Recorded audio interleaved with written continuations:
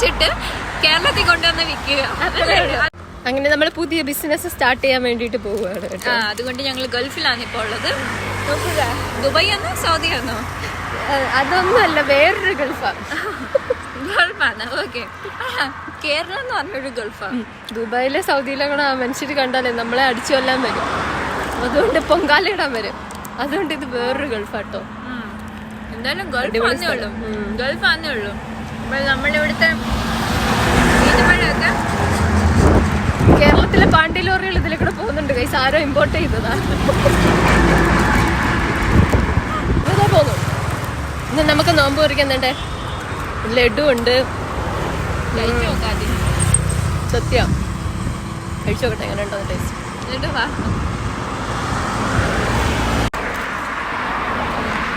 കേരളത്തിലെ